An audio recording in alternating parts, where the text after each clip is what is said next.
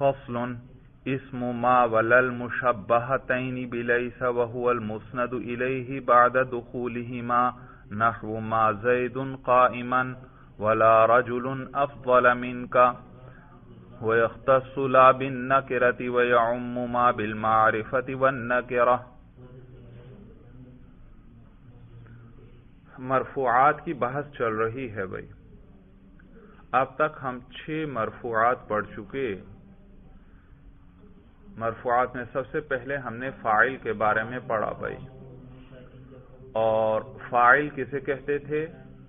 وہ اسم جس سے پہلے فعل یا صفت کا صیغہ ہو اور اس فعل یا صفت کے صیغے کا اسناد ہو اس اسم کی طرف، اس طور پر کہ وہ فعل یا صفت اس اسم کے ساتھ قائم ہو، اس پر واقع نہ ہو، اور اگر اس پر واقع ہو تو پھر وہ نائب الفاعل ہے۔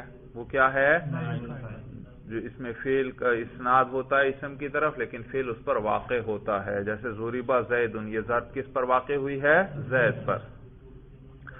تو یہ نائب الفاعل یہ مرفوعات میں سے دوسرا تھا جو ہم نے پڑھا۔ اس کے بعد تیسرے اور چوتھے نمبر پر ہم نے مبتدا اور خبر کے بارے میں پڑھا کہ یہ بھی مرفوعات میں سے ہیں، اور اس کے بعد ہم نے ان کی خبر، وہ بھی کس میں سے؟ مرفوعات میں سے، اور اس کے بعد کانا کا اسم، وہ بھی کس میں سے ہے؟ مرفوعات۔ تو 6 گزر گئے، آج ہم 7واں اور 8واں جو آخری 2 ہے وہ پڑھیں گے۔ تو کہتے ہیں اسم ما ولل مشبہتین بلیسا، اسم اس ما اور لا کا، اسم ما ولا، ما اور لا کا اسم، وہ ما اور لا المشبہتین بلیسا جو مشابہ ہیں لیسا کے ساتھ، جو کس کے ساتھ مشابہ ہیں؟ لیسا کے ساتھ۔ بھئی لیسا اوپر آیا تھا فعل ناقصہ میں سے، آخری نمبر پر کیا 17واں کیا تھا؟ لیسا۔ اور مثلا آپ کہتے ہیں زید قائم، زید کھڑا ہے، اب اس پر ذرا لیسا لے آئیں، کیسے پڑھیں گے؟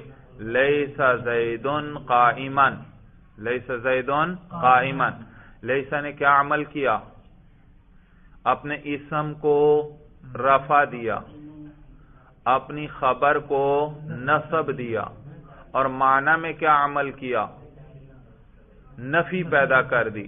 زید قائم کا معنی تھا زید کھڑا ہے، اور لیسا زید قائما کا معنی ہے زید کھڑا نہیں ہے۔ تو یہ ما اور لا جو ہیں یہ بھی لیسا کے ساتھ مشابہ ہیں۔ لیسا کیا معنی مشابہ ہیں؟ یعنی یہ بھی اپنے اسم کو رفع دیتے ہیں اور اپنی خبر کو نصب دیتے ہیں، اور نیز جیسے لیسا کیا کرتا تھا؟ معنی میں نفی لے آتا تھا، تو یہ بھی معنی میں کیا لے آتے ہیں؟ نفی لے آتے ہیں۔ جیسے آپ کہتے ہیں، جیسے انہوں نے مثال ذکر کی ما زید قائما، دیکھو ما نے کیا عمل کیا؟ زید کو رفع دیا اور قائما کو نصب دیا، تو یہ لیسا جیسا عمل کیا۔ اور نیز معنی میں بھی عمل کیا، زید قائم کا معنی تو تھا زید کھڑا ہے، لیکن ما زید قائما کا معنی ہے زید کھڑا نہیں ہے۔ سورج سمجھ میں آ گئی؟ اور اسی طرح لا بھی ہے، لا رجل افضل منک، کوئی آدمی بھی آپ سے افضل نہیں ہے۔ تو دیکھو معنی کے اندر نفی پیدا کر دی۔ بات سمجھ میں آ گئی؟ یہ معنی ہے اسم ما ولا المشبہتین بلیسا، اس ما اور لا کا اسم المشبہتین بلیسا جو دونوں مشابہ ہیں لیسا کے ساتھ۔ تو المشبہتین اس کا حمزہ وصلی ہے جو شروع میں ہے الف لام کا، وہ گر جائے گا، تو کیسے پڑھیں گے؟ اسم ما ولل مشبہتین بلیسا، لا ہے نا، لا کے آخر میں الف، آگے ہے المشبہتین، اس کا حمزہ شروع کا گر گیا، آگے لام ساکن، اور ما قبل میں لا کا الف ساکن، لا کے آخر میں کیا ہے؟ اور المشبہتین کا حمزہ تو گر گیا، آگے لام ساکن، تو الف بھی ساکن اور لام بھی ساکن، تو 2 ساکن جمع ہو گئے۔ تو ایسی صورت میں اول اگر حرف مدہ ہو تو اس کو گرا دیتے ہیں۔ الف بھی کیا ہے؟ حرف مدہ۔ اگر حرف مدہ نہ ہوتا تو ہم اس کو حرکت دے دیتے۔ کیا کرتے؟ الساکن اذا حرک حرک بالکسر، کسرے کی حرکت دے دیتے، لیکن یہاں تو دو ساکنوں میں سے ایک اول کیا ہے؟ حرف مدہ، اس صورت میں حرف مدہ کو گرا دیتے ہیں۔ تو اب کیسے پڑھیں گے؟ للمشبہتین۔ صورت سمجھ میں آ گئی بھائی؟ کیا مثال ہے اس کی؟ دیکھو قال یقول قولا، اس میں فاعل اسی سے امر کیا ہے؟ قل۔ قل قل کس سے بنا؟ تقول سے، تا گرا دی اور آخر میں لام کو جزم دے دیا، کیا بن گیا؟ قول۔ وہ بھی ساکن، لام بھی ساکن، اجتماع ساکنین آیا، اول حرف مدہ تھا اور اس کو گرا دی۔ حرف مدہ کسے کہتے ہیں؟ واو الف یا، لیکن ہر وقت نہیں، واو سے پہلے اگر پیش ہو اور یا سے پہلے اگر زیر ہو اور الف سے پہلے زبر، اور الف سے تو پہلے ہمیشہ زبر ہی ہوتا ہے، ہاں یا اور واو سے پہلے حرکت دوسری بھی آ سکتی ہے، مثلا یا سے پہلے ضروری نہیں زیر آئے، یا سے پہلے زبر بھی آ سکتا ہے۔ سمجھ میں آیا بھائی؟ جیسے میں تن، صورت سمجھ میں آ گئے؟ یا سے پہلے زبر ہے یا نہیں ہے؟ میں، یا لیسا، لیسا، لیسا میں یا ہے یا نہیں درمیان؟ اس سے پہلے کیا ہے؟ زبر، لیکن اگر اس سے پہلے زیر ہوتا تو اس یا کو ہم حرف مدہ کہتے، لیکن زبر ہو پھر حرف مدہ نہیں کہتے۔ اور واو کے مناسب کیا ہے؟ ضمہ، تو واو سے واو ساکن سے ماقبل اگر ضمہ ہو تو اس واو کو حرف مدہ کہتے ہیں۔ مد کا معنی ہوتا ہے لمبا کرنا، کھینچنا۔ واو سے پہلے ضمہ ہوگا تو واو کیا کام کرے گا؟ اسی ضمے کو لمبا کر دے گا۔ جیسے مثلا جیسے مفعول، مفعول، یہ واو سے ماقبل کیا ہے؟ ضمہ۔ اس واو کو ذرا ہٹاؤ، کیا بنا؟ مفعول۔ واو کو ذرا گرا دو، کیا ہے؟ مفعول۔ دیکھو وہی ضمہ ابھی بھی آپ پڑھ رہے ہیں لیکن مختصر کر کے، مفعول۔ اب پھر واو واپس لے آؤ، مفعول، اب اسی ضمے کو لمبا کر دیا، تو اس واو کو حرف مدہ کہتے ہیں، کیونکہ مد کا کیا معنی ہے؟ کھینچنا، لمبا کرنا۔ جب واو سے ماقبل ضمہ ہو تو واو کو حرف مدہ کہتے ہیں، کیونکہ اس کا کیا فائدہ ہوتا ہے؟ یہ اس ضمے کو کھینچ کر لمبا کر دیتا ہے۔ اسی طرح یا سے ماقبل کسرہ ہو تو یا کیا فائدہ دیتی ہے؟ اس کسرے کو کھینچ کر لمبا کر دیتی ہے۔ جیسے مسلمین، مسلمین، یا کی وجہ سے یہ میم کا کسرہ کیا ہوا؟ لمبا ہو گیا۔ اسی طرح الف سے پہلے جب زبر ہوتا ہے، الف اس زبر کو کیا کر دیتا ہے؟ لمبا، تو ان کو کیا کہتے ہیں؟ حرف مدہ۔ لیکن اگر یا اور واو سے پہلے، یا اور واو سے پہلے حرکت ان کے موافق نہ ہو تو پھر ان کو حرف مدہ نہیں کہتے۔ واو سے ماقبل کیا چاہیے؟ ضمہ، تو اس کو حرف مدہ کہیں گے۔ لیکن واو سے ماقبل اگر کیا ہو؟ زبر ہو، فتحہ ہو، تو پھر اس کو حرف مدہ نہیں کہتے۔ مثلا موتن، اب اس واو کو حرف مدہ نہیں کہیں گے۔ یا میتن، یا سے ماقبل زبر ہے تو اس کو حرف مدہ نہیں کہیں گے، بلکہ اس وقت پھر اس کو حرف لین کہیں گے، لام یا نون، حرف لین بھائی، حرف لین، لام کے نیچے زیر، حرف لین۔ اور پھر اس صورت میں آواز کو لمبا بھی نہیں کریں گے، لہذا موتن، موت لمبا نہیں کریں گے، کیونکہ یہ وہ لمبا کرنے کا فائدہ ہی نہیں دے رہا، یہ حرف مدہ ہے ہی نہیں یہاں پر۔ میتن میں یا کو لمبا نہیں کریں گے، میتن، نہیں، کیوں؟ کیونکہ یہاں حرف مدہ ہے ہی نہیں۔ یہ سورج سمجھ میں آگے، لہذا اسی لیے فجر کی اذان میں بہت سے مؤذن غلطی کرتے ہیں، کیا؟ الصلاۃ خیر من النوم، نوم، یہ واو سے ماقبل کیا ہے؟ نون پر زبر ہے، تو یہ واو حرف مدہ نہیں، جب مدہ نہیں تو یہ زبر کو لمبا بھی نہیں کرے گا۔ تو لیکن مؤذن حضرات کیا پڑھتے ہیں؟ الصلاۃ خیر من النوم، لمبا کر دیتے ہیں، حالانکہ وہ تو حرف مدہ ہے ہی نہیں۔ لہذا جب آپ عرب کی اذان سنیں گے آپ اس میں دیکھیں گے کہ اس نوم کے لفظ کو بڑا ہی مختصر پڑھتے ہیں، الصلاۃ خیر من النوم، مختصر سا پڑھیں گے کیونکہ یہ حرف مدہ ہی نہیں ہے۔ سورت سمجھ میں آ گئی؟ تو قال یقول سے امر کیا آیا؟ قل، قل اصل میں کیا تھا؟ تقول سے بنا ہے، تا گرا دی، لام کو آخر میں جزم دیا، قول ہوا، پھر وہ اجتماعی ساکنین کی وجہ سے گر گیا، کیا بنا؟ قول۔ تو جب دو ساکن اکٹھے ہوں اور ان میں پہلا حرف مدہ ہو تو پھر اس حرف مدہ کو گرا دیتے ہیں۔ یہاں بھی ایسے تھا، وَلَلْ مُشَبَّہ، اصل میں تھا لام کے بعد الف اور اس کے بعد حمزہ گر گیا، پھر اگلا لام ساکن، تو کیا ہے؟ لال مشبہتین، الف ہے بھی نا، لام الف پھر لام ساکن، لال مشبہتین، تو الف بھی ساکن اور آگے لام بھی ساکن، تو اجتماعی ساکنین آیا اور ان میں سے پہلا کیا تھا؟ حرف مدہ الف، جس سے پہلے زبر ہے، تو وہ گر گیا، تو کیا بنا؟ لل مشبہ۔ یہ معنی یوں تو اس طرح پڑھیں گے، اسم ما ولل مشبہتین لیسا، وہ ما اور لا جو لیسا کے مشابہ ہیں، ان کا اسم۔ بھئی ہم بات کس کی پڑھ رہے ہیں؟ ہاں، مرفوعات کے بارے میں پڑھ رہے ہیں۔ اور لیسا کیا عمل کرتا تھا؟ کس کو رفع دیتا تھا؟ اپنے اسم کو، خبر کو تو وہ نصب دیتا تھا، تو اسی لیے پچھلے قسم کے اندر بھی آپ نے پڑھا تھا کانا کا اسم مرفوعات میں سے ہے، اسی طرح ما اور لا کا اسم مرفوعات میں سے ہے، خبر نہیں، اس لیے انہوں نے کہا ما اور لا، وہ ما اور لا جو لیسا کے مشابہ ہیں ان کا اسم، وَهُوَ الْمُسْنَدُ إِلَيْهِ، اور وہ ان کا اسم مسند الیہ ہوتا ہے بعد دخولہما، ان دونوں کے، یعنی ما اور لا جب داخل ہو جائیں تو پھر ان کا اسم کیا ہوتا ہے؟ مسند الیہ ہوتا ہے۔ جیسے نحو ما زید قائما، زید کھڑا نہیں ہے، ولا رجل افضل منک، اور کوئی آدمی آپ سے افضل نہیں ہے۔ سورہ سمجھ میں آ گئی؟ وَيَخْتَصُّ لَا بِالنَّكِرَةِ وَيَعُمُّ مَا بِالْمَعْرِفَةِ وَالنَّكِرَةِ، یہاں سے دونوں میں فرق بیان کر رہے ہیں کہ بھئی دونوں ہیں تو لیسا کی طرح، یعنی اپنے اسم کو رفع دیں گے اور خبر کو نصب، اور نیز معنی میں نفی پیدا کر دیں گے، لیکن دونوں میں فرق ہے۔ وہ فرق یہ کہ یختص لا بالنکرتی، لا خاص ہے نکرہ کے ساتھ، لا یعنی نکرہ پہ داخل ہوگا، معرفہ پہ نہیں، اسی لیے مثال کیا ذکر کی؟ لا رجلن، تو دیکھو یہ رجل کیا ہے؟ نکرہ ہے۔ کیسے نکرہ ہے؟ اس پر کوئی الف لام داخل ہے نہیں۔ کیا یہ ضمیر ہے؟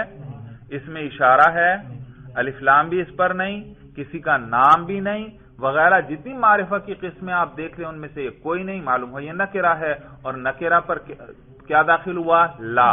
تو دیکھو یہ لا جو ہے یہ صرف نکرہ پہ داخل ہوتا ہے، اسی کے ساتھ خاص ہے، جبکہ ما جو ہے وہ عام ہے، وہ نکرہ پر بھی داخل ہو سکتا ہے اور معرفہ۔ ما زید قائمان، یہ ما دیکھو زید پر داخل ہوا، اور زید کیا ہے؟ نام، معرفہ ہے، علم ہے، تو ما معرفہ پر بھی داخل ہو سکتا ہے، یعنی اس کے بعد معرفہ بھی آ سکتا ہے اور نکرہ بھی، لیکن لا کے بعد ہمیشہ کیا آئے گا؟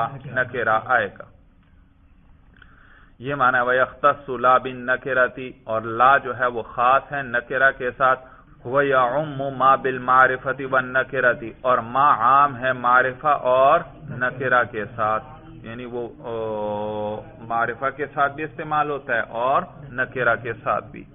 ایک اور فرق بھی ہے دونوں میں، وہ یہ کہ ما لیسا جیسا عمل کرتا ہے یہ عام ہے کلام عرب میں، آپ بھی کوئی جملہ بنانا چاہیں اور اس پہ ما کو استعمال کرنا چاہیں تو آپ بھی کر سکتے ہیں، اس کے اسم پر رفع پڑھ لیجئے گا اور خبر پر نصب، لیکن لا جو ہے یہ بہت قلیل استعمال ہوتا ہے، بہت قلیل، حتیٰ کہ علماء نے لکھا ہے کہ یہ لا عمل کرتا ہے نکرہ میں، لیکن یہ بڑا ہی شاذ ہے، بہت ہی قلیل کلام عرب میں استعمال ہوتا ہے، حتیٰ کہ آپ اس جیسا کلام کرنا چاہیں، لا کو استعمال کرنا چاہیں، کہتے ہیں نہیں، آپ کے لیے گنجائش نہیں، بس جہاں جہاں ہم نے عربوں سے سنا ہے اسی میں لا کا جہاں انہوں نے استعمال کیا ہے ٹھیک ہے، آپ اس پر قیاس کر کے آپ اس جیسا جملہ ذکر کرنا چاہتے ہیں جس میں کیا استعمال کریں؟ لا، اور اسم کو ذکر کریں نکرہ، کہتے ہیں نہیں، اتنا قلیل استعمال ہوا ہے کہ یہ اپنے مورد پر بند ہے، جہاں جہاں ہم نے عربوں سے سنا ہے بس وہی جملے ہیں، آپ اور جملوں کو اس پر قیاس کرتے ہوئے لا کو استعمال نہیں کر سکتے. سورج سمجھ میں آ گئی؟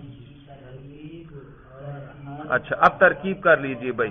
ما زید قائما، ما مشابہ بھی لیسا، زید، جلدی کیجئے بھائی، اب تو آپ ترکیب جلدی کریں بھائی، ماہر ہوں گے.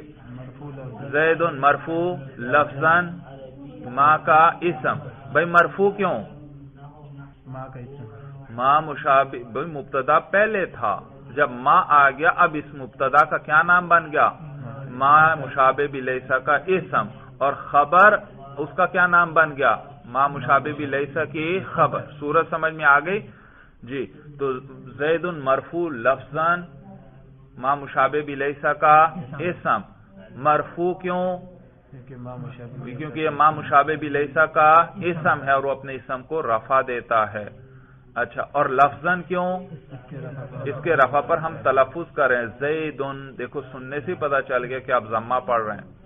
قائمن، اعراب جلدی بھائی. منصوب لفظاً، صیغہ اس میں فاعل. شاباش. منصوب کیوں؟ کیونکہ یہ ما مشابہ کی خبر ہے. ہاں، کیونکہ یہ ما مشابہ بلیسا کی خبر ہے اور وہ اپنی خبر کو نصب دیتا ہے تو اس لیے منصوب ہے. اور لفظاً کیوں؟ اس کے نصب پر ہم تلفظ کر رہے ہیں، کر کے دکھائیے. قائمن. جی آگے کیجئے. صیغہ اس میں فاعل. آگے شابہ. ہی وہ ضمیر اس کے اندر مرفوع محلن، اس کا فاعل جو کس کو راجے؟ زید کو. کیوں زید کو کیوں راجے؟ کیونکہ ما مشابہ بلیسا کی خبر کو اس ما مشابہ بلیسا کے اسم کے ساتھ جوڑا جاتا ہے. صورت سمجھ میں آ گئی؟ خود ما کی طرف نہیں ضمیر لوٹانی کیونکہ وہ تو حرف ہے بھائی، اور حرف کی طرف ضمیر نہیں لوٹتی. تو قائمن مرفوع، اس کے اندر ہوا ضمیر مرفوع محلن، اس کا فاعل جو راجع ہے زید کو، یہ آپ نے عائد بتلا دیا.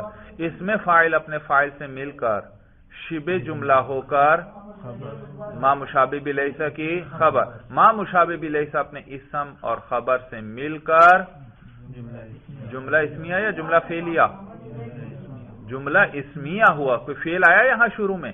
نہیں. ہاں وہ لیسا کانا وہ فعل تھے، اگر وہ ہوتے تو پھر ہم کیا کہتے؟ جملہ فعلیہ. تو یہ تو حرف ہے، حرف سے کوئی فرق نہیں پڑتا.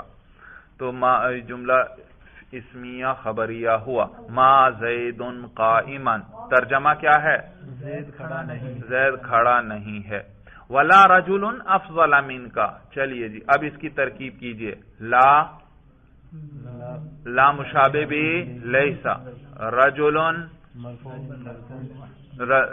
مرفوع لفظاً، اس کا اسم. جی مرفوع کیوں؟ کیونکہ لا مشابہ بھی لیسا کا اسم ہے. لفظاً کیوں؟ اس کے رفع پر ہم تلفظ کر رہے ہیں. رجل. جی آگے. افضل. اعراب بھائی. جی ہاں اوپر زبر نظر بھی آ رہی ہے آپ کو. منصوب لفظاً. آگے. جی منصوب لفظاً، صیغہ اس میں تفضیل. منصوب لفظاً، صیغہ اس میں تفضیل. آپ نے گردان یاد ہے یا بھول گئے بھائی؟ وفعل ضرب یضرب ضربا فضارب سے افعل التفضیل المذکر منہ اضرب افضل. دیکھو وہی وزن ہے، اور لیکن یہ ہے افضل منصوب ہے. منصوب کیوں؟ کیونکہ لا مشابہ بلیسا کی خبر ہے. تو افضل منصوب لفظاً، صیغہ اس میں تفضیل.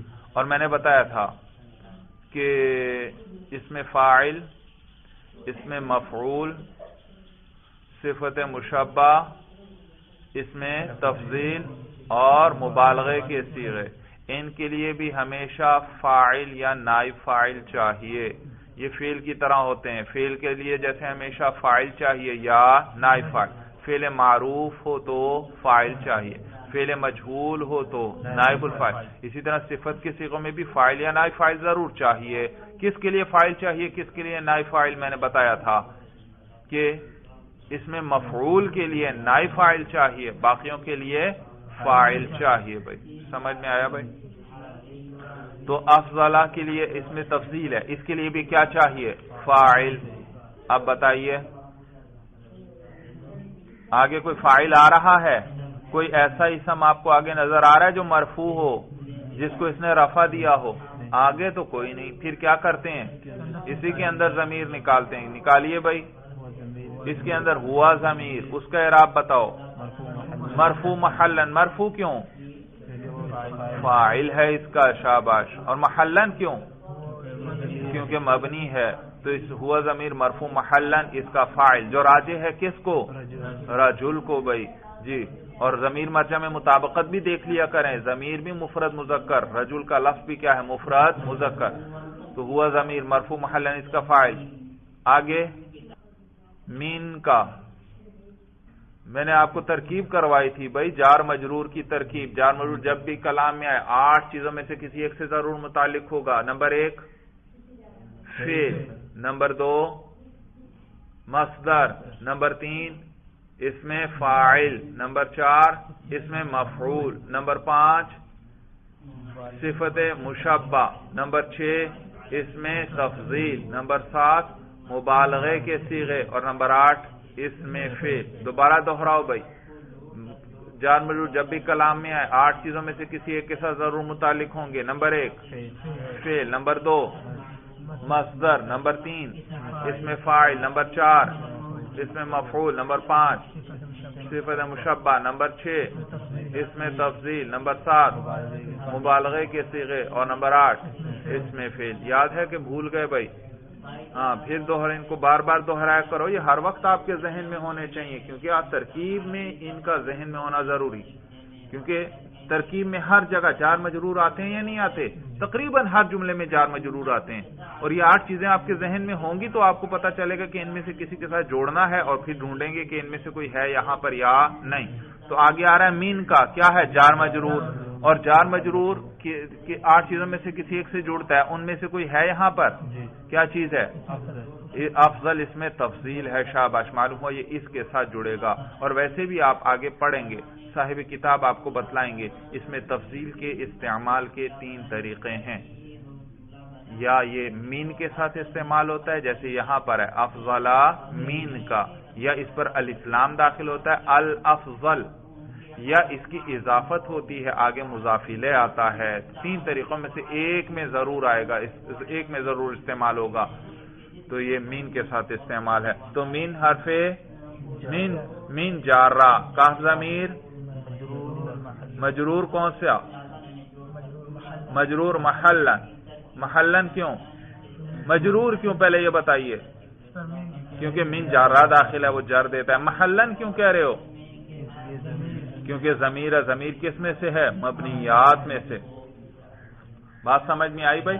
تو جار مجرور مل کر متعلق ہوئے کس سے؟ افضل اس میں تفضیل۔ افضل اس میں تفضیل اپنے فاعل اور متعلق سے مل کر شبہ جملہ ہو کر خبر۔ سورج سمجھ میں آ گئی؟ وہ صفت کے جتنے صیغے میں نے ذکر کیے نا، وہ سارے کیا بنیں گے؟ شبہ جملہ ہو۔ تو یہ شبہ جملہ ہو کر خبر، لا مشابہ بلیسا، وہ اپنے اسم اور خبر سے مل کر جملہ اسمیہ خبریہ ہوا۔ تو لا رجل افضل من کا، سورج سمجھ میں آ گئی؟ سوال، افضل کیوں کہا؟ افضلن من کا تنوین کیوں نہیں لائے؟ افضلن تنوین کیوں نہیں لائے؟ کیونکہ یہ اس میں تفضیل غیر منصرف ہے، غیر منصرف ہے۔ یہ سمجھ میں آیا؟ اس میں تفضیل جگہ جگہ کلام میں عام استعمال ہوگا، تو یہ غیر منصرف عموماً استعمال ہوگا۔ ہاں، الف لام اس پر آ جائے تو پھر کسرہ آئے گا، ویسے نہیں۔ تو یہ غیر منصرف ہے، اور آپ نے پڑھا غیر منصرف پر کسرہ بھی نہیں آتا اور تنوین بھی نہیں، اس لیے تنوین نہیں آئی، ورنہ تنوین آنی تھی۔ اور تو یہ غیر منصرف ہے بھائی۔ غیر منصرف تو وہ ہے جس میں 2 اسباب منع صرف ہوں، یا ایک سبب 2 کے قائم مقام ہو۔ ایک سبب 2 کے قائم مقام ہو، وہ تو صرف 2 ہیں۔ کون کون سے؟ جمع منتہی الجموع ہے اس کا وزن، اور الف تانیث ہے، تانیث والا الف خود بھی وہ بھی کیا ہے، دو سببوں کے قائم مقام ہے. تو باقی تو سب کے لیے دو سبب الگ الگ چاہیے. تو یہاں کون سے دو سبب ہیں؟ یہ تو جمع منتہی الجموع کا وزن بھی نہیں، اور اس کے آخر میں تو کوئی الف بھی نہیں ہے تانیث والا. کون سے دو سبب ہیں؟ نمبر 1 وزن فعل ہے، افضل، اکرم. اکرما پڑھا یا نہیں آپ نے؟ آخری حرف کو نہ دیکھو، باقی کو دیکھو. افضل، اکرم، وہی وزن بن رہا ہے یا نہیں؟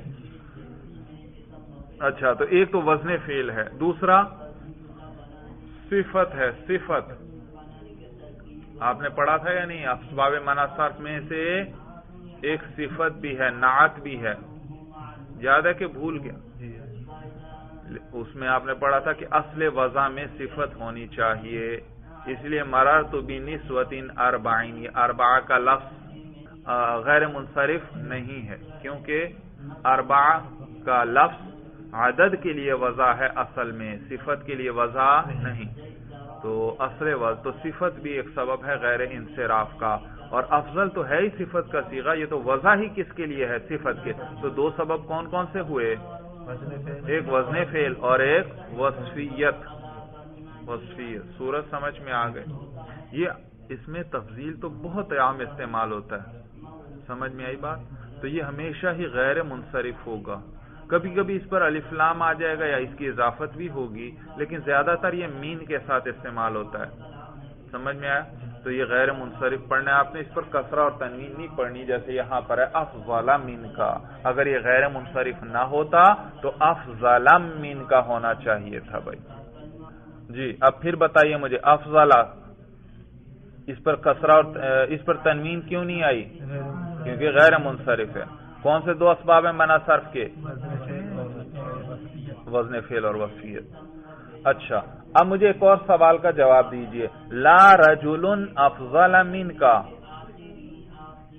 آپ نے پڑھا ہے کہ انا اور انا،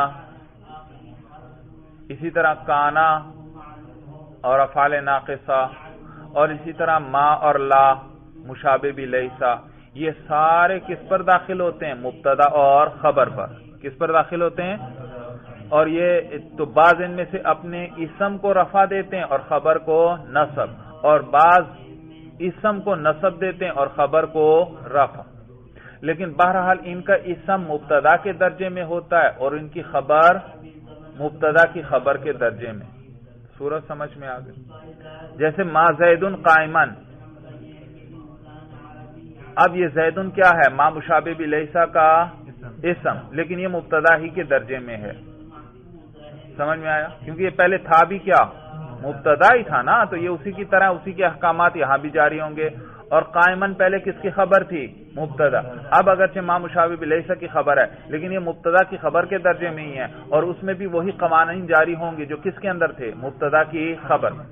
تو لا رجل افضل من کا، اس میں رجل کیا ہے؟ لا مشابہ بلیسا کا اسم ہے، لیکن یہ کس کے درجے میں؟ مبتدا کے درجے میں. صورت سمجھ میں آ گئی؟ تو اشکال ہوتا ہے کہ رجل کیسے مبتدا بن سکتا تھا؟ یہ تو نکرہ ہے. اشکال سمجھ میں آیا؟ مبتدا کے لیے تو کیا ہو، اصل کیا ہے اس کے اندر؟ معرفہ ہونا. ہاں، نکرہ مبتدا بن سکتا ہے بشرطے کہ اس میں تخصیص آ جائے، اور تخصیص کے 6 طریقے تھے، ان میں سے کوئی ایک طریقہ یہاں پر نظر آیا آپ کو؟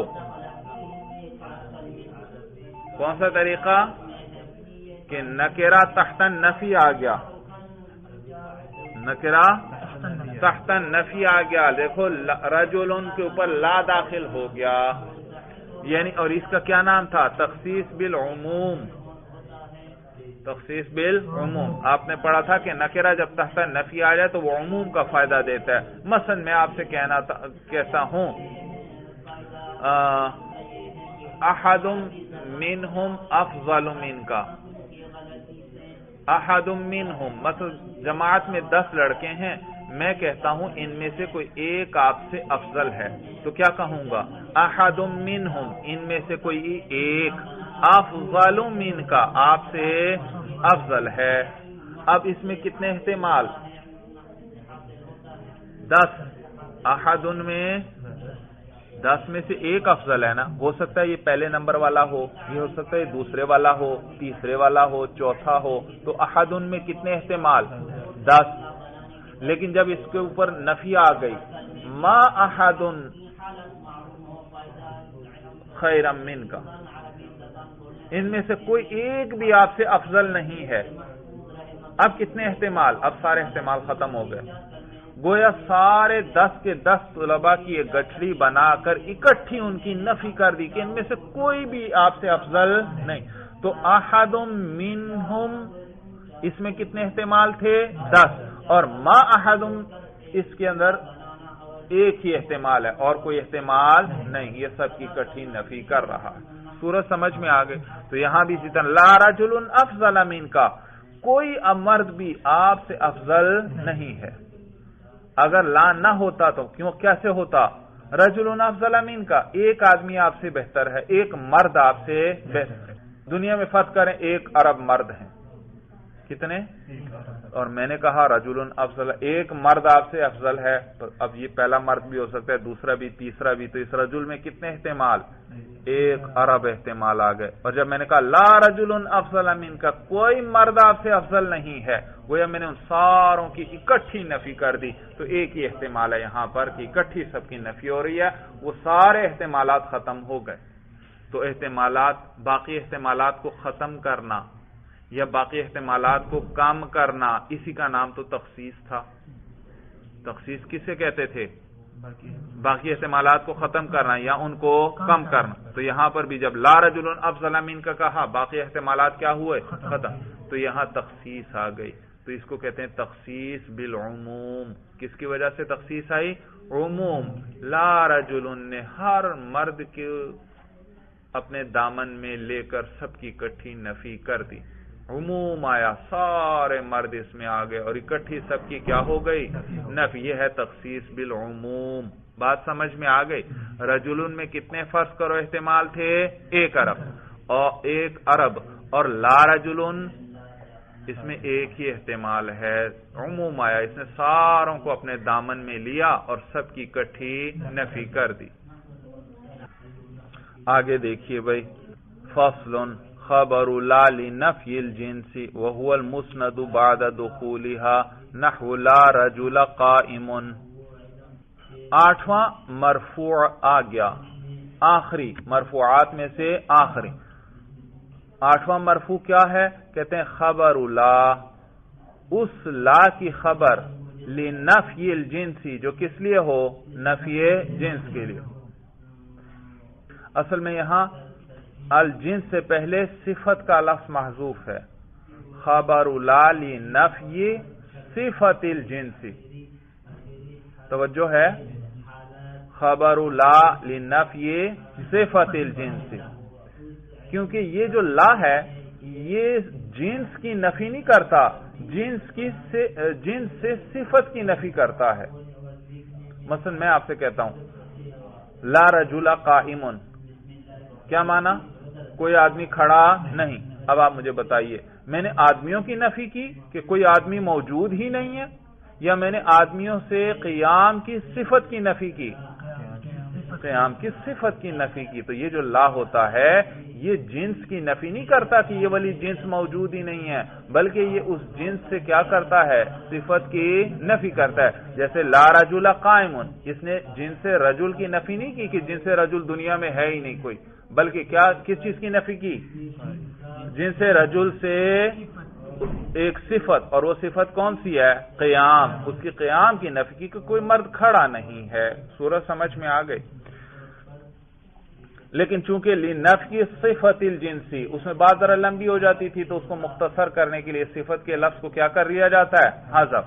کہ لا نفی جنس کہتے ہیں. اور پتہ سب کو ہوتا ہے کہ نفی جنس کے لیے نہیں ہوتا بلکہ نفی صفت جنس کے لیے ہوتا ہے. تو اور لا نفی جنس بھائی پہلے آیا تھا ما اور لا مشابہ بھی لیسا، ان کی خبر مرفوع ہوتی ہے یا ان کا اسم؟ ان کا اسم مرفوع ہے.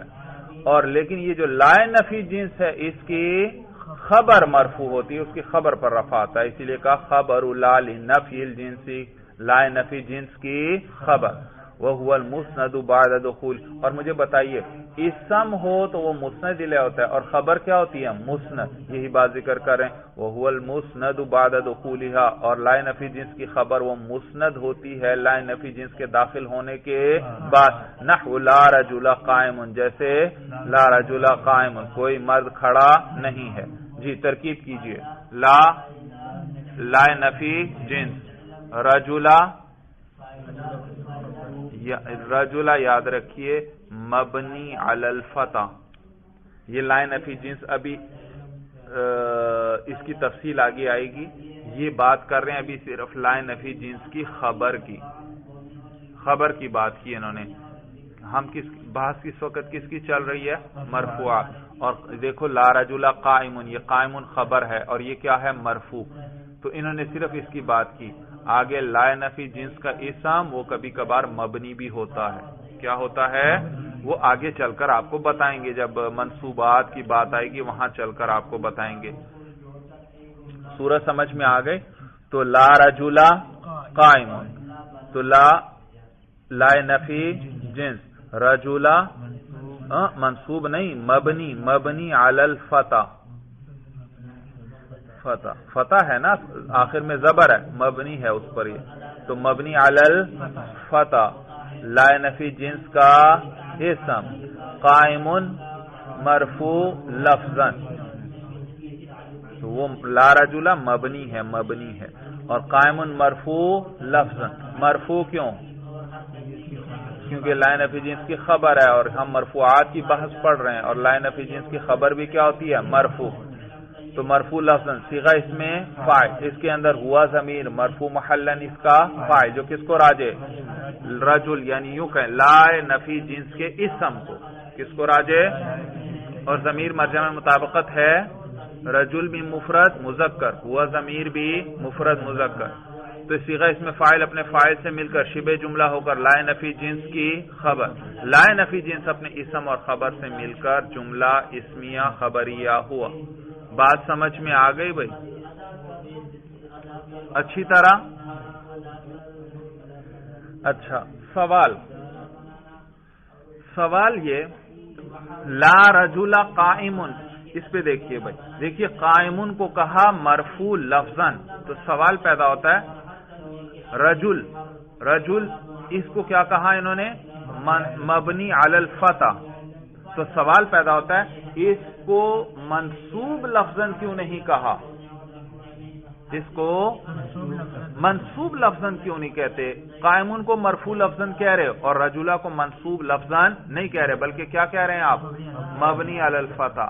جواب یہ کہ یہ رجل منصوب نہیں ہے بلکہ یہ مبنی ہے، کیونکہ اگر یہ معرب ہوتا منصوب لفظاً ہوتا تو پھر لا رجلن تنوین آنی چاہیے تھی۔ بات سمجھ میں آ رہی ہے؟ اور تنوین تو یہاں نہیں ہے، لا رجلہ آیا ہے یہاں پر، معلوم ہوا یہ معرب نہیں ہے، اس وقت مبنی ہے۔ سمجھ میں؟ مبنی پر تنوین نہیں آتی تو یہ کیا ہے؟ معلوم ہوا مبنی ہے، معرب نہیں ہے، لہذا اس کو مبنی علی الفتح کہیں گے، منصوب لفظاً نہیں کہیں گے۔ وجہ سمجھ میں آئی؟ کیا وجہ؟ منصوب لفظاً ہم کیوں نہیں کہہ رہے؟ کیونکہ یہ مبنی ہے۔ کیسے پتا چلا آپ کو مبنی ہے؟ کیونکہ اس پر تنوین نہیں آ رہی، توجہ ہے؟ کیونکہ اس پر اگر تنوین آتی تو پتہ چل جاتا یہ معرب ہی ہے اور ہم کہتے ہیں منصوب لفظاً، لیکن اس تنوین نہیں آ رہی، معلوم ہو یہ معرب ہے ہی نہیں اس وقت، یہ کیا ہے؟ مبنی۔ اچھی طرح بات سمجھ میں آ گئی؟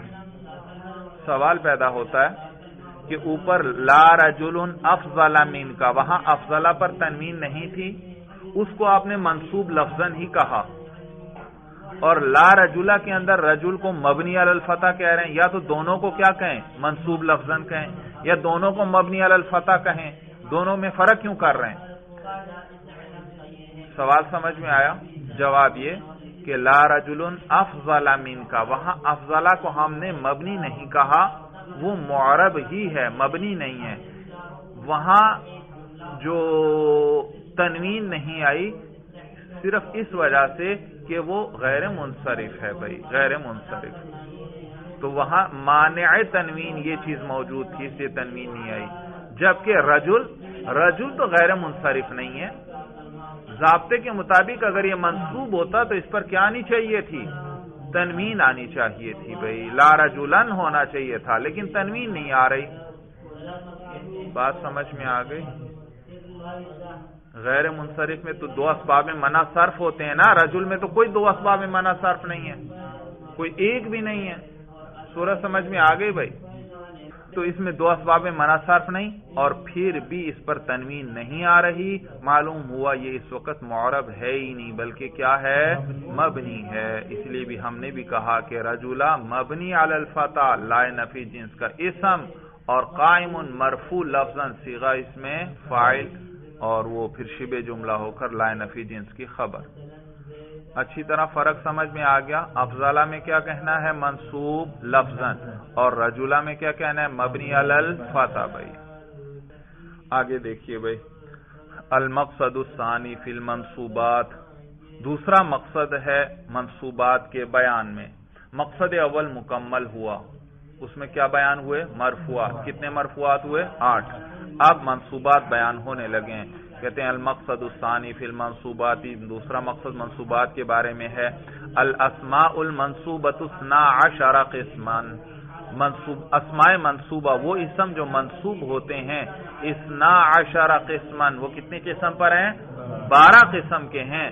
وہ 12 کون کون سے ہیں؟ المفعول المطلق وبه وفيه وله ومعه والحال والتمييز والمستثنى واسم ان واخواتها وخبر كان واخواتها والمنصوب بالالتي لنفي الجنس وخبر ما وللمشبهتين بليس۔ یہ ہیں 12 بھائی۔ نمبر 1 کیا ہے؟ المفعول المطلق۔ آگے دوسرا بھی جو ہے نا، یہ ہے اصل میں المفعول بھی، اس کو بار بار ذکر نہیں کر رہے کیونکہ ایک دفعہ ذکر کر دیا۔ المفعول بھی، تیسرا ہے المفعول فی، تیسرا ہے مفعول لہو، چوتھا ہے مفعول نہیں، پانچواں پہلا کیا ہے؟ مفعول مطلق، دوسرا ہے مفعول بھی، تیسرا ہے مفعول فی، چوتھا ہے مفعول لہو، پانچواں ہے مفعول معہ، چھٹا ہے حال، ساتواں ہے تمییز، آٹھواں ہے مستثنی، نوواں ہے انا اور اس کے مشابہ حروف جو ہیں ان کا اسم، یہ منصوب ہوتا ہے، اور آٹھواں ہے اور 10واں ہے کانا اور اس کے جو مشابہ افعال ہیں ان کی خبر، وہ بھی منصوب ہوتی ہے، اور 11واں ہے والمنصوب باللتی لنفی الجنس، لا نفی جنس کا منصوب، اور وخبر ما وللمشبہتین بھی لیسا، اور ما لا مشابہ بھی لیسا کی خبر۔ یہ ہیں منصوبات بھائی، یہ 12 ہیں۔ اب آگے ان کی تفصیل بیان کرنے لگے ہیں۔ کہتے ہیں فصل المفعول المطلق وهو مصدر بمعنى فعل مذکور قبلہ۔ سب سے پہلے مفعول مطلق بیان کرنے لگے ہیں۔ بھائی آپ کو جب کلام میں کسی لفظ کے بارے میں پتا چل جائے کہ یہ مفعول مطلق ہے، ساتھ ہی ایک اور بات کا بھی فوراً پتا چل جانا چاہیے کہ اس پر کون سا اعراب پڑھنا ہے؟ نصب پڑھنا ہے، یہ منصوب ہوگا۔ تو سب سے پہلے ان میں مفعول مطلق ہے۔ بھائی مفعول مطلق کسے کہتے ہیں؟ کہتے ہیں وہ ہوا مصدر بمعنى فعل مذکور قبلہ، ہوا مصدر، وہ ایسا مصدر ہے، دیکھیے مصدر نکرہ ہے، مصدر نکرہ کس طرح ہے؟ کیونکہ یہ ضمیر بھی نہیں ہے، یہ اس میں اشارہ بھی نہیں ہے، یہ اس میں موصول بھی نہیں ہے، یہ کسی کا نام بھی نہیں ہے زید عمر بکر کی طرح، اور نیز اس پر الف لام بھی داخل نہیں، اور یہ ان میں سے کسی کی طرف مضاف بھی نہیں، تو یہ نکرہ ہوا۔ اور نکرہ کے بعد بمعنی جار مجرور آیا، جار مجرور، اور جار مجرور اگر نکرہ کے بعد آئیں اور کسی سے نہ جڑ رہے ہوں تو وہ اس نکرہ کے لیے صفت بنتے ہیں. تو معلوم ہوا مصدر ہوا موصوف اور بمعنی ہوا اس کی صفت. اور موصوف صفت جب نکرہ ہوں تو اس کے ترجمہ کرنے کا کیا طریقہ ہے؟ ایک طریقہ تو یہ ہے کہ صفت کو کیا کر دو، موصوف پر اردو میں مقدم کر دو. رجل شجاع، کیا اردو میں کیا ترجمہ کریں گے؟ بہادر آدمی. اور دوسرا طریقہ کیا ہے؟ ایسا یا ایسی کا لفظ لے آؤ اور موصوف کو اردو میں بھی مقدم ہی رکھو، بہادر کو مؤخر کر دو. ایسا رجل دیکھو مقدم ہے نا، تو اردو میں بھی اس کو مقدم رکھو، ایسا آدمی جو کہ بہادر. تو یہاں بھی اسی طرح ہوگا. ہوا مصدر بمعنی، کہ مفعول مطلق وہ ایسا مصدر ہے بمعنی فعل، جو کس معنی میں ہو؟ جو فعل کے معنی میں ہو. کون سا فعل؟ فعل مذکور قبلہ، ایسا فعل جو اس مصدر سے پہلے مذکور ہو، اس مصدر سے پہلے اس کا ذکر کیا گیا ہو. آسان لفظوں میں پہلے سمجھ لو بھائی، یاد رکھو مفعول مطلق یہ مصدر کا نام ہے. کس کا نام ہے؟ مصدر. اور اس سے پہلے اسی کا ہم معنی فعل ہوگا. توجہ ہے، یہ مصدر ہے، اس کو مفعول مطلق کہیں گے. کب؟ جب اس سے پہلے اسی کا ہم معنی فعل آیا گزرا ہو اسی جملے میں. جیسے ضربت زیدن ضربن، ضربت زیدن ضربن. تو دیکھو ضربت زیدن، میں نے زید کی پٹائی کی. آگے پھر آیا ضربن اور ضرب، گردان پڑھیں ضربہ کی، ضرب یضرب ضربن، یہ ضرب دیکھو مصدر ہے. تو ضربت زیدن ضربن آخر میں مصدر آ رہا ہے. اور اس مصدر سے قبل اسی جملے میں کیا ہے؟ ضربت کا فعل گزرا یا نہیں گزرا؟ تو یہ دیکھو یہ مفعول مطلق ہے معلوم ہوا، اور اسی لیے منصوب ہے. ضربت زیدن، زیدن کو چلو نکال دو ذرا، ضربت ضربن. یہ ضربن کیوں، آپ سے کوئی پوچھ لے یہ کیوں منصوب ہے، آپ فوراً کیا کہیں گے؟ یہ مفعول مطلق ہے. وہ کہیں گے مفعول مطلق کسے کہتے ہیں؟ آپ فوراً کہیں گے وہ مصدر جس سے پہلے اسی کا ہم معنی فعل. ضرب کا معنی بھی پٹائی کرنا، اور ضربت کا بھی کیا معنی ہے؟ پٹائی کرنا. دیکھا اسی کا ہم معنی فعل گزرا. تو وہ مصدر جس سے ماقبل اس جملے میں اسی کا ہم معنی فعل گزرا ہو تو اس مصدر کو کیا کہتے ہیں؟ مفعول مطلق. اور وہ کیا ہوتا ہے؟ منصوب. اور پھر یہ بھی یاد رکھنا کہ دونوں کا معنی ایک ہونا ضروری ہے. باب چاہے الگ الگ ہوں اس سے کوئی فرق نہیں پڑتا، مادہ الگ الگ ہو اس سے بھی کوئی فرق نہیں پڑتا. سورج سمجھ میں آ گئی؟ معنی ایک ہونا چاہیے. ضربت کا معنی بھی پٹائی کرنا اور ضربن کا معنی بھی پٹائی کرنا. اگر باب الگ الگ ہوں لیکن معنی ایک ہو کوئی فرق نہیں پڑتا. جیسے آگے مثال آئے گی، صاحب ہدایہ خود ذکر کریں گے. انبتا نباتن، انبتا کون سا صیغہ ہے، کس باب سے ہے؟ انبتا، شاباش، باب افعال سے. انبتا اکرما، انبتا بروزن اکرما. سمجھ میں آئے؟ یہ تا اس باب کا مادہ ہے، یہ تا مخاطب کی ضمیر نہیں ہے. بات سمجھ میں آ گئی بھائی؟ نبتا نون باتا یہ اس کا مادہ ہے. جیسے اکرما میں مادہ کیا ہے؟ کاف را میم. تو انبتا میں مادہ کیا؟ نون باتا، انبتا. مخاطب والی ضمیر جو ہے وہ الگ آئے گی آگے اگر آپ گردان پڑھیں گے. انبتا انبتا، انبتو انبتت، انبتتا انبتنا، انبتتا. دیکھا تا مشدد ہو گئی، دوسری تا بھی آئی اور آپس میں دونوں کا کیا ہو گیا؟ ادغام. سورج سمجھ میں آ گئی؟ انبتا تو وہ الگ، تو یہ نبتا کی تا اپنی ہے. تو انبتا کون سا صیغہ، کس باب سے؟ باب افعال سے. ماضی کا صیغہ ہے. اور باب افعال مجھے بتائیے ثلاثی مجرد ہے یا ثلاثی مزید فی ہے؟ ثلاثی مزید فی ہے. اور آگے ہے نباتن، انبتا نباتن. صاحب ہدایت مثال ذکر کریں گے. تو نباتن وہ مجرد سے ہے، کس سے ہے؟ مجرد سے. تو انبتا نباتن، اور یہ نباتن کوئی آپ سے پوچھئے کیا منصوب کیوں، آپ فوراً کیا کہیں گے؟ یہ مفعول مطلق ہے. نباتن کیا ہے؟ یہ مصدر ہے، مفعول مطلق ہے. تو مفعول مطلق کسے کہتے ہیں؟ جس سے پہلے وہ مصدر جس سے پہلے اسی کا ہم معنی فعل ہو. تو نباتن سے پہلے بھی کیا ہے؟ انبتا. تو وہ اشکال کرے گا کہ بھائی دونوں کا باب الگ الگ ہے، نباتن تو ثلاثی مجرد سے ہے اور انبتا کس سے ہے؟ ثلاثی مزید فی سے ہے. آپ جواب میں فوراً کہیں کہ بھائی معنی ایک ہونا چاہیے، باب الگ الگ ہوں تو کوئی فرق نہیں پڑتا، اور انبتا اور نبات دونوں کا ایک ہی معنی ہے، اگانا. تو دونوں کا ایک ہی معنی ہے، اگانا. بھائی تو معنی ایک ہونا چاہیے. معلوم ہوا باب الگ الگ ہوں کوئی فرق نہیں پڑتا، بلکہ اصل کیا ہے؟ معنی ایک ہونا چاہیے. نیز بعض اوقات باب کا ہی فرق نہیں ہوتا، بالکل مادہ ہی الگ الگ ہوتا ہے.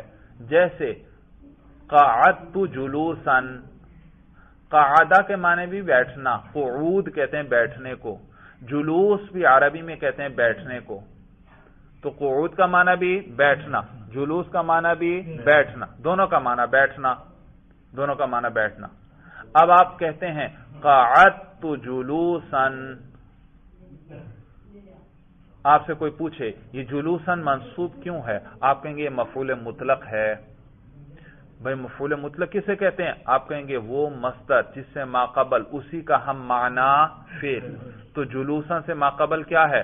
قعدت، اور جلوس کا معنی بھی بیٹھنا، اور قعدت قعود سے ہے اس کا معنی بھی بیٹھنا. تو دیکھو جلوس سے پہلے ایسا فعل ہے جو اسی کا ہم معنی. اس پر وہ اشکال کرے گا کہ بھائی دونوں کا مادہ ہی الگ الگ ہے. قعود کا مادہ ہے قاف عین دال، اور جلوس کا مادہ ہے جیم لام سین. تو دونوں کا مادہ ہی الگ ہے، یہ کیسے مفعول مطلق ہوا؟ آپ کہیں گے کہ مادے کے بدلنے سے، مادے کے مختلف ہونے سے کچھ نہیں ہوتا، بلکہ دونوں کا معنی کیا ہے؟ ایک ہونا چاہیے. اور قعود کا معنی بھی بیٹھنا، جلوس کا معنی بھی بیٹھنا، تو دونوں کا معنی ایک ہے. بات سمجھ میں آ گئی؟ تو دیکھیے اب کتاب پر دوبارہ، المفعول المطلق وهو مصدر بمعنى فعل مذکور قبلہ. دیکھو مصدر موصوف ہے اور بمعنی کیا ہے؟ اس کی صفت. اور فعل یہ بھی موصوف ہے اور مذکور قبلہ کیا ہے؟ اس کی صفت. تو لہذا فعل کے لفظ سے پہلے بھی میں ایسا کا لفظ لاؤں گا اردو ترجمے میں، اور مصدر سے پہلے بھی کیا لاؤں گا؟ ایسا. تو کہتے ہیں وہ ہوا مصدر، کہ مفعول مطلق وہ ایسا مصدر ہے بمعنی فعل مذکور قبلہ، جو ایسے فعل کے معنی میں ہو، مذکور قبلہ جو اس مصدر سے پہلے ذکر ہو، اس سے پہلے مذکور ہو. معنی سمجھ میں آ گیا؟ وَيُذْكَرُ لِلتَّأْكِيدِ. اب یہ فائدے ذکر کرنے لگے ہیں. اچھا مفعول مطلق کی پہچان ہو گئی. کسے کہتے ہیں؟ وہ مصدر جس سے ما قبل اسی کا ہم معنی فعل، اور اس مصدر پر پھر کون سا اعراب پڑھیں گے؟ نصب پڑھیں گے، کیونکہ مفعول مطلق بنے گا. اب اس کے فائدے مقاصد ذکر کرنے لگے کہ یہ مفعول مطلق کلام میں کیوں لاتے ہیں. 3 فائدے بتلائیں گے، بڑے بڑے 3 فائدے. پہلا فائدہ یہ کہتے ہیں وَيُذْكَرُ لِلتَّأْكِيدِ، کہ اس مفعول مطلق کو ذکر کیا جاتا ہے تاکید کے لیے. كَضَرَبْتُ ضَرْبًا، بھائی دیکھو مثال سے بات واضح ہوگی. میں نے آپ سے کہا ضربت زیدن، میں نے زید کی پٹائی کی. آپ کے ذہن میں شبہ آ سکتا ہے کہ زید تو بڑا آدمی ہے، معلوم ہوا اس کی پٹائی نہیں کی ہوگی، اس کو زبردست طریقے سے ڈانٹا ہوگا، اور خوب ڈانٹا چونکہ تو اس ڈانٹ کو ہی پٹائی کے درجے میں فرض کر لیا اور کہہ دیا ضربت زیدن. توجہ ہے؟ میں نے آپ سے کیا کہا؟ ضربت زیدن. آپ کے ذہن میں کیا خیال آ سکتا ہے کہ ہو سکتا ہے پٹائی نہیں کی ہوگی، اس کو اچھی طرح ڈانٹا ہوگا، لیکن اسی ڈانٹ کو کس سے تعبیر کر دیا؟ پٹائی. گویا اتنا ڈانٹا، یوں سمجھو پٹائی ہی کر دی. بھائی پٹائی کا مطلب کیا ہوتا ہے؟ دوسرے کو تنبیہ کرنا. تو زبردست ڈانٹ بھی وہی کام کر رہی ہے، تو زبردست ڈانٹ کو کس سے تعبیر کر دیا؟ پٹائی سے. اور میں نے کیا کہا؟ ضربت زیدن. تو جب میں کہوں نا ضربت زیدن تو آپ کے ذہن میں یہ خیال آ سکتا ہے، چونکہ مجھے پتا ہے کہ آپ کے ذہن میں یہ خیال آ سکتا ہے کہ ہو سکتا ہے میں نے پٹائی نہ کی ہو بلکہ کیا کیا ہو، صرف ڈانٹا. میں اس خیال کو ابھی سے ختم کر دیتا ہوں. میں کہتا ہوں ضربت زیدن ضربن. آگے جو ضربن آیا یہ کیا ہے؟ یہ مفعول مطلق. یہ اسی فعل کو میں تاکید پیدا کر دیتا ہے، یعنی اس کو پکا کر دیتا ہے. کیا کر دیتا ہے؟ اب آپ ضرب کا معنی، پہلے آپ ضرب کا کیا معنی لے سکتے تھے؟ ڈانٹ. لیکن آگے اب جو ضرب بنایا اس نے اسی ضرب ہی کو پکا کر دیا. معلوم ہوا ضرب سے ضرب ہی مراد ہے، ڈانٹنا مراد نہیں. یہ کس نے بتایا؟ آگے جو مفعول مطلق ہے. تو یوں کو آسان لفظوں میں مفعول مطلق مجاز کے احتمال کو ختم کر دیتا ہے. کیا کر دیتا ہے؟ بھائی ایک کلام کا حقیقی معنی ہوتا ہے، لفظ کا ایک مجازی معنی ہوتا ہے. ضربت زیدن کا حقیقی معنی کیا؟ میں نے زید کی پٹائی کی. اور آپ کے ذہن میں خیال آ سکتا ہے کہ میں نے پٹائی نہیں کی بلکہ اس کو، تو آپ ضربت زیدن کا کیا معنی لے سکتے ہیں؟ یہ ضروری نہیں آپ یہ معنی لیں، لیکن ہو سکتا ہے آپ کے ذہن میں یہ خیال آ جائے کہ ضربت زیدن کا کیا معنی ہے؟ میں نے زید کو اچھی طرح ڈانٹا. تو یہ اس کا حقیقی معنی ہوا یا مجازی؟ حقیقی معنی تو یہ نہیں ہے. ضربت زیدن کا معنی تو کیا ہے؟ پٹائی کرنا. لیکن آپ اس کا مجازی معنی لے سکتے ہیں، آپ کے ذہن میں آ سکتا ہے. لیکن جب میں آگے مفعول مطلق لے آؤں گا، وہ مفعول مطلق کیا فائدہ دیتا ہے؟ تاکید. تاکید کا کیا معنی ہوتا ہے؟ پکا کرنا. وہ اسی مصدر کو، اسی فعل کو پکا کر دے گا، یعنی مجاز کے احتمال کو ختم کر دے گا. اب اس کا مجازی معنی آپ نہیں لے سکتے بلکہ حقیقی معنی ہی کرنا پڑے گا. یہ فائدہ کس نے دیا؟ مفعول. اس نے کیا کر دیا؟ حقیقی معنی کو پکا کر دیا، مجاز کے احتمال کو ختم. صورت سمجھ میں آ گئی؟ اب تقریر کا خلاصہ پھر سمجھو. میں آپ سے کہنا چاہتا ہوں کہ میں نے زید کی پٹائی کی.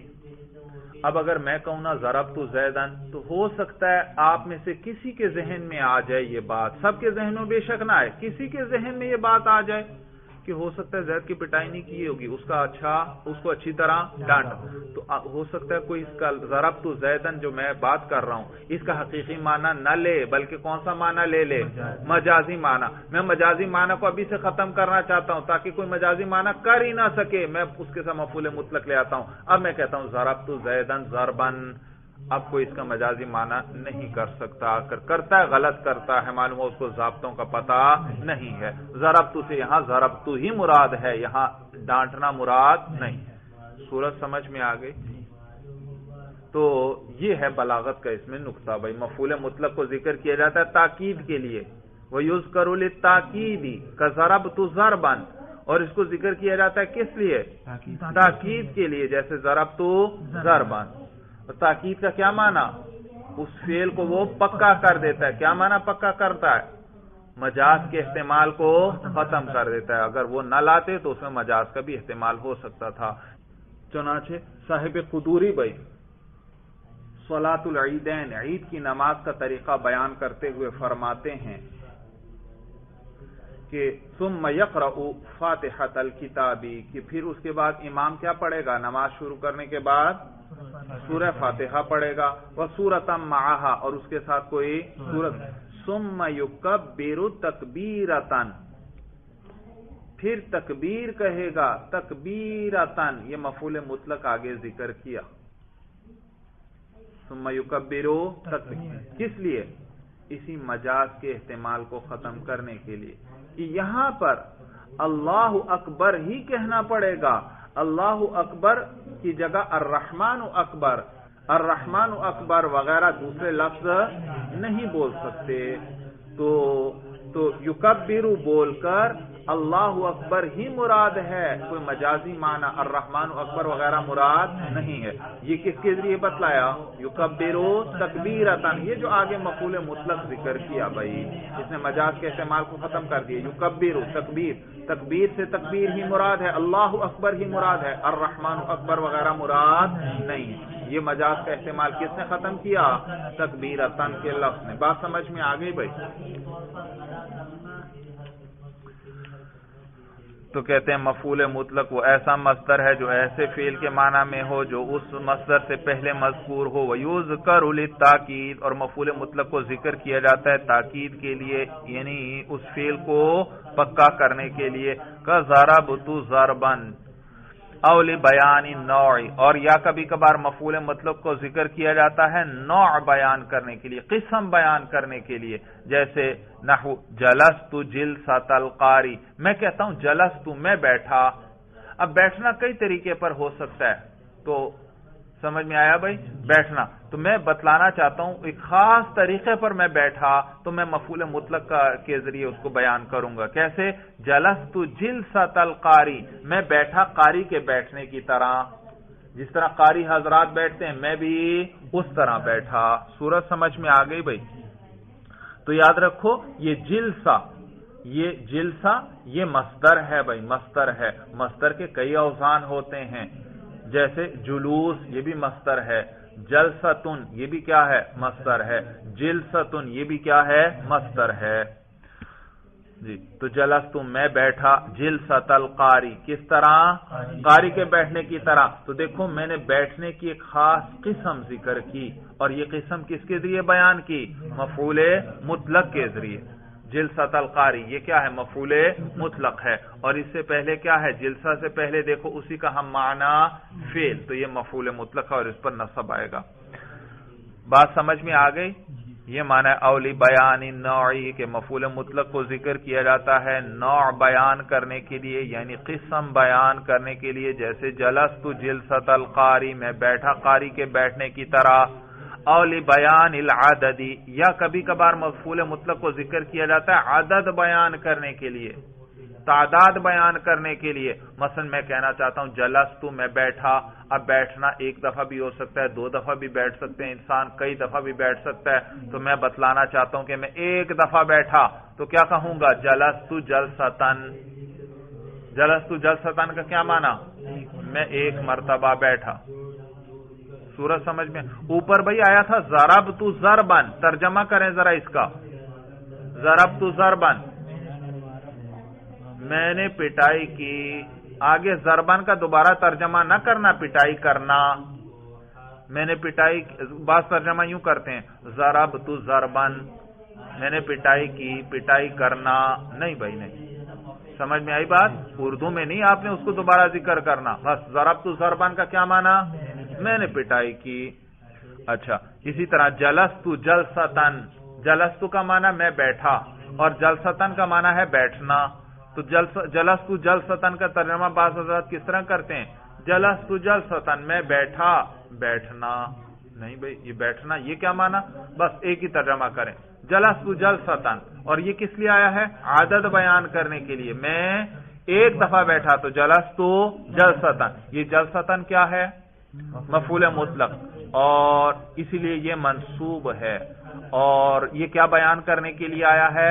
عدد۔ یہ کیا بتلا رہا ہے؟ میں کتنی دفعہ بیٹھا؟ ایک۔ اب اگر میں کہنا چاہتا ہوں میں دو دفعہ بیٹھا تو میں یوں کہوں گا جلست جلستین، اسی جلستن کی تسنیہ ہے، جلستن جلستانی، حالت رفعی میں الف کے ساتھ آتا ہے تسنیہ، اور حالت نصبی جری میں یا جلستین۔ سورج سمجھ میں آ گئی؟ اور یہ بھی مفعول جلست جلستین، ادھر ہے توجہ، جلست جلستین، یہ جلستین کیا ہے؟ مفعول مطلق ہے، اور مفعول مطلق کیا ہوتا ہے؟ اعراب کون سا ہوتا ہے؟ منصوب، اور تسنیہ کا نصب کس کے ساتھ آتا ہے؟ نصب، ہاں نصب اور جر یا کے ساتھ، اسی لیے جلستین کہا، جلستان نہیں کہا۔ سورج سمجھ میں آ گئی؟ تو جلست جلستین کیا معنی؟ میں دو مرتبہ بیٹھا۔ اچھا او جلساتین، یوں کہیں گے جلست جلساتین میں کئی دفعہ بیٹھا، جلست یہ اسی جلسہ کی تسنیہ اور جمع استعمال کر رہے ہیں، جلست جلساتین میں کئی مرتبہ بیٹھا۔ میں کئی دفعہ بیٹھا کیا کہیں گے؟ جلست جلساتین۔ سوال، یہ جلساتین کیا ہے؟ آپ کہیں گے مفعول مطلق ہے، تو مفعول مطلق تو منصوب ہوتا ہے. جلساتن یہ مجرور کیوں پڑھ رہے ہو؟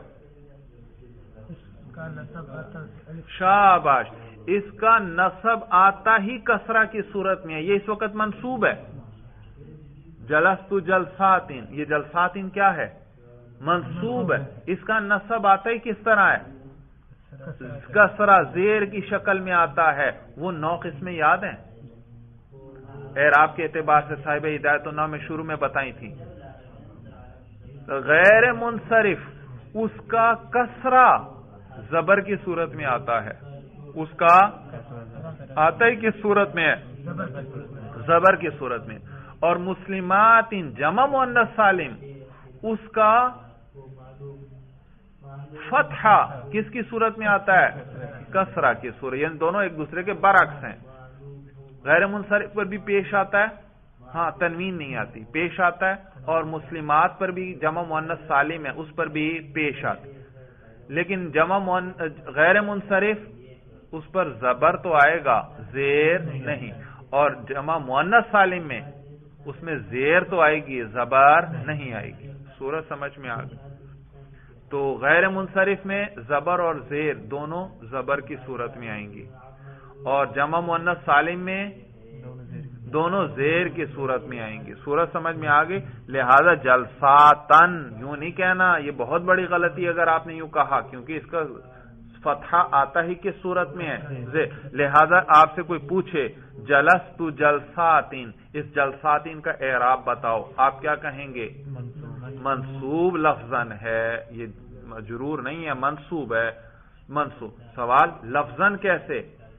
جواب یہ کہ اس کے نصب پر ہم تلفظ کر رہے ہیں. بھئی تلفظ تو ہم کسرہ پہ کر رہے ہیں. بھئی یہ کسرہ نہیں ہے، یہ نصب ہے. اس کی شکل کس جیسی ہے؟ کسرہ جیسی ہے، یہ ہے نصب ہی. صورت سمجھ میں آ گئی. تو یہ منصوب لفظاً ہے. جلستو جلسات ان میں کئی دفعہ بیٹھا. صورت سمجھ میں آ گئی. اچھا جی، کتنے فائدے ذکر کر دیے؟ 3 فائدے ذکر کر دیے. پہلا مفعول مطلق ذکر کرتے ہیں تاکید کے لیے، کیا معنی؟ مجاز کے احتمال کو ختم کرنے کے لیے. دوسرا نوع قسم بیان، کسی چیز کی قسم بیان کر، کسی فعل کی قسم بیان کرنا چاہتے ہیں تو مفعول مطلق استعمال کریں. اور کبھی کبھار عدد بیان کرنے کے لیے. تو دیکھیے نوع بیان کرنے کے لیے مصدر کا وزن آیا جلستن فعلتن. جلستن کا کیا وزن ہے؟ فعلتن. یہ نوع بیان کرنے کے لیے آتا ہے. اور عدد بیان کرنے کے لیے جلستن فعلتن، فا پر صبر ہے. تو یاد رکھیے یہ 3 طرح کے مصدر ہیں. علم الصیغہ آپ پڑھ رہے ہیں؟ ہاں، اس کے آخر میں بھی یہ صاحب مصنف آپ کو بتلائیں گے کہ مصدر کے 3 وزن ہیں. اس طرح کے مصدروں کے ایک وزن ہے فعلتن، ایک ہے فعلتن، ایک ہے فعلتن. اسی فا پر زبر زیر پیش 3 حرکتیں ہیں، تو 3 قسمیں بن گئیں. اور یہ جو فعلتن وزن ہے نا، یہ مقدار بیان کرنے کے لیے آتا ہے. کون سا؟ فعلتن، فا پر اگر پیش ہو. جیسے لقمتن، اردو میں بھی آپ کہتے ہیں میں نے ایک لقمہ کھانا کھایا. تو لقمہ فعلتن لقمتن، دیکھو ایک مخصوص مقدار، خوراک کی ایک مقدار ہے جو ایک دفعہ میں آپ منہ میں کھاتے ہیں، اس کو تو یہ کیا ہے؟ فعلتن. اسی طرح عربی میں استعمال ہوتا ہے اکلتن، حمزہ کاف چھوٹا لام میم اور گولتا. اکلتن، اکلتن کہتے ہیں خوراک کو، ایک دفعہ کی جو خوراک ہے اس کو کہتے ہیں اکلتن. تو معلوم ہوا فعلتن وزن آتا ہے کس لیے؟ خاص مقدار بیان کرنے کے لیے. فعلتن وزن کس لیے آتا ہے؟ خاص مقدار بیان کرنے کے لیے. اور فعلتن وزن آتا ہے خاص قسم بیان کرنے کے لیے. جیسے جلستو جلست القاری فعلت القاری، تو یہ فعلتن جلستن وزن ہے. تو یہ فعلہ وزن کس لیے آتا ہے؟ قسم بیان، خاص قسم بیان کرنے کے لیے. اور یہ فعلتن وزن جلستو جلستن، فعلتن وزن آتا ہے عدد بیان کرنے کے لیے. صورت سمجھ میں آ گئی. تو فعلتن فعلتانی اور فعلاتن. صورت سمجھ میں آ گئی. وَيَكُونُ مِنْ غَيْرِ لَفْظِ الْفِعْلِ الْمَذْكُورِ، اور کبھی کبھار یہ مفعول مطلق جو ہوتا ہے فعل مذکور کے لفظ سے غیر ہوتا ہے. توجہ ہے ادھر؟ یہ ہے فعل، اس کے بعد آ رہا ہے یہ مفعول مطلق، اور یہ مفعول مطلق جو ہے ما قبل کے فعل کے لفظ سے علاوہ ہے، اس کے لفظ سے یعنی اس جیسا لفظ نہیں، یعنی اس جیسا باب نہیں. جیسے انبتا نباتن، یہ نباتن اور انبتا کا باب ایک ہے یا الگ الگ ہیں؟ الگ الگ ہیں. تو یہی بتلانا یہ چاہتے ہیں کہ کبھی کبھار مفعول مطلق میں صرف لفظ الگ ہوتے ہیں، اور کبھی کبھار بالکل مادہ ہی کیا ہوتا ہے الگ، لیکن دونوں کا معنی کیا ہوتا ہے ایک. یہ معنی وَيَكُونُ مِنْ غَيْرِ لَفْظِ الْفِعْلِ الْمَذْكُورِ، اور یہ جو کبھی کبھار یہ مفعول مطلق جو ہے فعل مذکور کے لفظ سے غیر ہوتا ہے. نحو قعدت جلوسا، جیسے قعدت میں بیٹھا، قعدت جلوسا. اچھا، قعدت جلوسا کا کیا ترجمہ کریں گے؟ میں بیٹھا. لیکن یاد رکھنا یہ مثال اس صورت میں صحیح ہے جب قعود اور جلوس کا ایک معنی ہو. قعود اور جلوس کا بعض علماء نے دونوں میں فرق کیا ہے. وہ کہتے ہیں اگر کوئی کھڑا ہو اور بیٹھ جائے تو کھڑے ہونے کے بعد جو بیٹھا جائے اس کو کہتے ہیں قعود، اور جلوس وہ کوئی لیٹا ہوا تھا اور اٹھ کر بیٹھ گیا تو اس کو کہتے ہیں جلوس. تو دونوں میں فرق آ گیا یا نہیں؟ قعود وہ بیٹھنا جو قیام کے بعد ہو، اور جلوس وہ بیٹھنا جو لیٹنے کے بعد ہو. تو دونوں میں فرق آ گیا. اگر ان کی بات کو لیا جائے تو پھر یہ مثال درست نہیں بنتی، کیونکہ ہم نے تو کہا تھا معنی ایک ہونا چاہیے، حالانکہ دونوں کا تو معنی الگ. لیکن عموماً یاد رکھیے دونوں ایک دوسرے کی جگہ استعمال ہوتے ہیں. قعود کا معنی بھی بیٹھنا اور جلوس کا معنی بھی بیٹھنا، لہذا یہ مثال اس کے مطابق درست ہے. بات اچھی طرح سمجھ میں آ گئی. وَأَنبَتَ نَبَاتًا، اور انبتا نباتن. بھائی یہ دوسری مثال، اس میں دونوں کا باب الگ ہے، ایک ثلاثی مجرد سے ایک ثلاثی مزید. اور قعدت جلوسا میں دونوں کا مادہ ہی الگ الگ ہے، البتہ معنی ایک ہی ہے. بھائی اچھا بھائی ترکیب بھی کر لیں جلدی جلدی. بھائی ضربت ضربا، شاباش. ضربت فعل بفاعل، جلدی جلدی کیجئے. ہاں، تا ضمیر مرفوع محلا اس کا فاعل. مرفوع کیوں؟ فاعل ہے. شاباش. آگے اعراب سب سے پہلے. ہاں، منصوب لفظاً. منصوب کیوں؟ کیونکہ مفعول مطلق ہے. اچھا آپ سمیٹیے. فعل اپنے فاعل، ہاں فعل اپنے فاعل اور مفعول مطلق سے مل کر جملہ فعلیہ خبریہ ہوا. جلست جلسۃ القاری. جی ترکیب کیجئے. جلست فعل بفاعل، تا ضمیر مرفوع محلا اس کا فاعل. مرفوع کیوں؟ فاعل ہے. محلا کیوں؟ کیونکہ ضمیر ہے مبنیات میں سے. آگے جی ہاں اعراب، پہلے اعراب پھر مضاف بتاؤ. مضاف، منصوب لفظاً مضاف. منصوب کیوں؟ کیونکہ مفعول مطلق ہے. شاباش. لفظاً کیوں؟ اس کے نصب جلسہ. دیکھو ہم نصب پر تلفظ کر رہے ہیں. اور مضاف آپ کو کیسے پتا چلا مضاف ہے؟ کیونکہ نکرہ کے بعد معرفہ آیا. جلسہ یہ ہے نکرہ، یہ ضمیر بھی نہیں، اس میں اشارہ وغیرہ کچھ بھی نہیں. اور القاری یہ اس پر الف لام داخل ہے، یہ کیا ہے؟ معرفہ. تو نکرہ کے بعد کیا ہے؟ معرفہ. عموماً کیا بنتے ہیں؟ مضاف مضاف الیہ. تو مضاف. آگے القاری. القاری مجرور. مجرور کون سا مجرور؟ تقدیر. جی مجرور تقدیرن. شاباش شاباش. بھائی کیوں مجرور تقدیرن؟ کیوں؟ یہ کس کی طرح ہے؟ قاضی، قاضی، قاری. دیکھا تو یہ اس میں منقوص ہے، اور اس میں منقوص کا اعراب کیا پڑا تھا؟ ضمہ بھی تقدیری اور کسرہ بھی تقدیری. ہاں فتحہ لفظی. فتحہ کیونکہ اس کے آخر میں ہے یا، اور یا پر زبر تو آ سکتا ہے، پیش اور زیر نہیں، کیونکہ پیش بھی یا پر ثقیل اور زیر بھی یا پر ثقیل، تو اور یہاں پر یہ مجرور تقدیراً، مجرور کیوں؟ کیونکہ مضافلہ کیا ہوتا ہے؟ مجرور، اتنا تو پتہ چل گیا مجرور ہے، اور پھر جر اس کا کس طرح آتا ہے؟ تقدیراً، وہ آپ نے 9 قسموں میں پڑھا ہے، تو لہذا کیا کہیں گے؟ مجرور تقدیراً مضافلہ۔ آگے مضاف اپنے مضافلہ سے مل کر مفعول مطلق بنے گا نا، مفعول اسی کا مضافلہ ہے، تو یہ مفعول مطلق ہوا، فعل اپنے فاعل اور مفعول مطلق سے مل کر جملہ فعلیہ خبریہ ہوا۔ آگے جی، جلست جلستن، فعل با فاعل، تا ضمیر مرفوع محلن اس کا فاعل، جلستن مفعول مطلق، شاباش، فعل اپنے فاعل اور مفعول مطلق سے مل کر جملہ فعلیہ خبریہ ہوا، شاباش۔ آگے جلست جلستین،